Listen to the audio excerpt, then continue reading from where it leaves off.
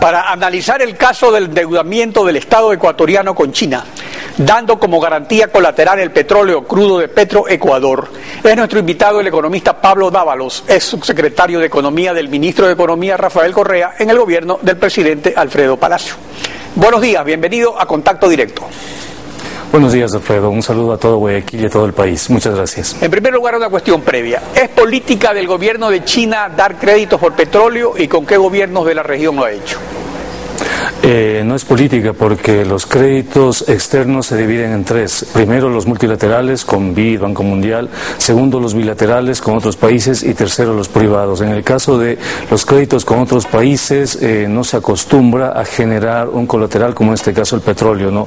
Porque de una parte los créditos tienen ya una tasa de interés, un compromiso, y de otra parte estamos vinculando un sector productivo, en este caso la producción petrolera, que es lo más importante que tiene el país, a un crédito. Entonces, lo primero que hay que señalar es la falta absoluta de transparencia y el hecho de que en este momento se están realizando mecanismos de endeudamiento externo no acordes incluso con la normativa internacional.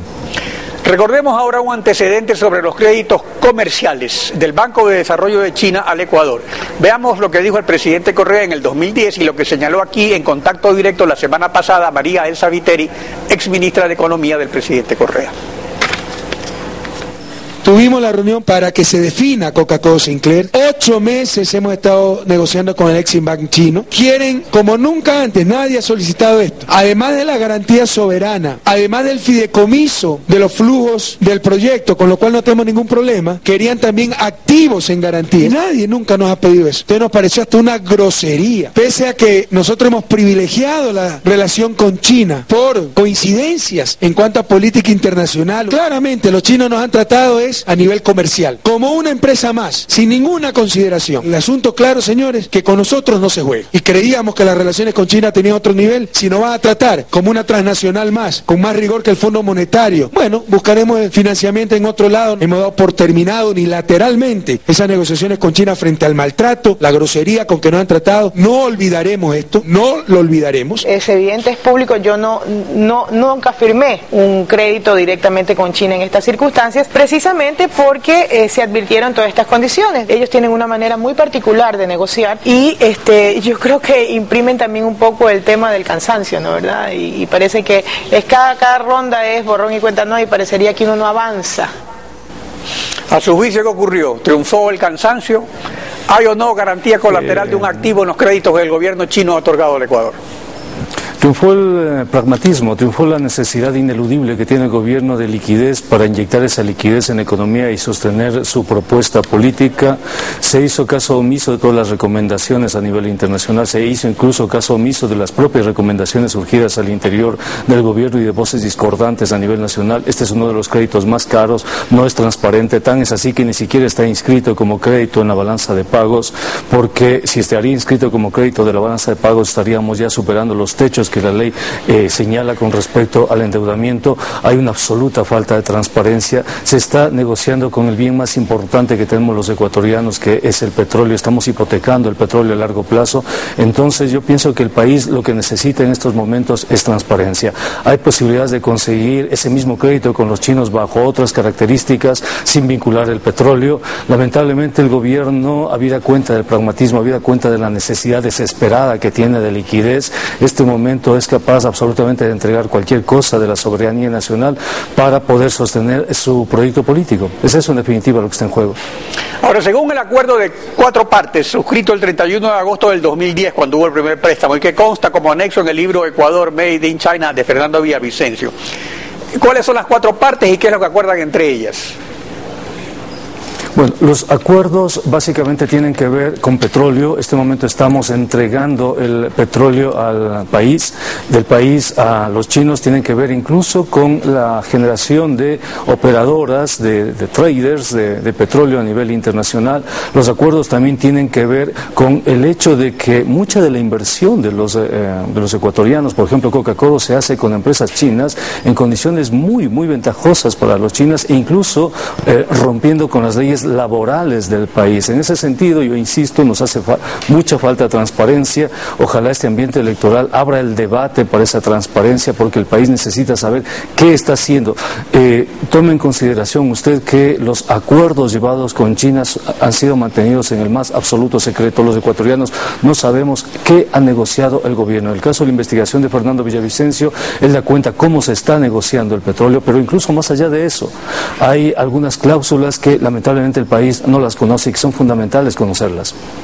Ahora, en síntesis, según lo que se establece en los anexos, que son los documentos firmados por el ministro de Finanzas, por el gerente de Petroecuador, por el Banco de Desarrollo de China y por Petrochina, se acuerda abrir una cuenta regida por las leyes de China, dice textualmente, exactamente, para depositar el dinero que Petrochina paga a Petroecuador por su crudo.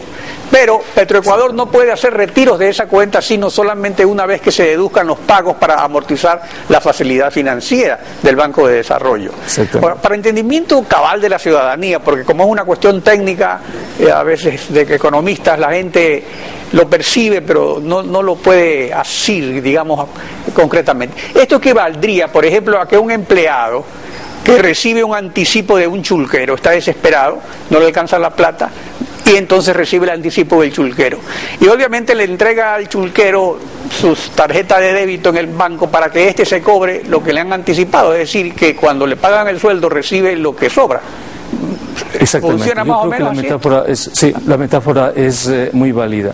Estamos en este momento hipotecando las cuentas y las condiciones son durísimas. Nunca antes el país, incluso con el Fondo Monetario Internacional, que realmente es fuerte, llegamos a suscribir condiciones de endeudamiento tan duras, realmente tan dramáticas, ¿no? Y es raro que el gobierno no haga caso de las voces discordantes con este endeudamiento, porque en el caso que usted señala es efectivamente así. Estamos nosotros en este momento entregando no solo el colateral del petróleo, sino incluso el efectivo, la liquidez. Los chinos en este momento tienen dos garantías de este momento. Tienen la garantía del precio del petróleo, porque el 80% de exportación petrolera está vinculada ya a los créditos chinos, y de otra parte tienen además la liquidez que esos mismos depósitos del petróleo están generando. El gobierno no puede intervenir sobre esas cuentas. Entonces, yo recuerdo cuando se creó el FEIREP. El FEIREP es una especie de protección a los acreedores. En el caso ecuatoriano se les pagaba la deuda y se creaba un fondo adicional de ahorro. Es una cosa parecida a este momento, ¿no? Es una especie de FEIREP, segunda parte de lo que estamos viviendo. Ahora, este acuerdo hasta el momento ha funcionado con un petróleo que en el 2012 llegó a $100 por barril de promedio por la baja de producción en Libia, entre otras causas. Pero si Petroecuador ha comprometido casi todo su crudo con Petrochina, ¿qué puede ocurrir si el precio desciende? ¿El dinero solo alcanzaría entonces para pagar la facilidad financiera y el Estado entonces ya no dispondría de recursos? ¿Qué pasaría? Efectivamente, no tendríamos más. Pero pienso que en este caso el precio del petróleo, habida cuenta de las últimas transformaciones geopolíticas mundiales, se ha desprendido de la oferta y la demanda. El precio del petróleo obedece más bien a mecanismos de tipo especulativo, como la titularización, los securities, los derivados.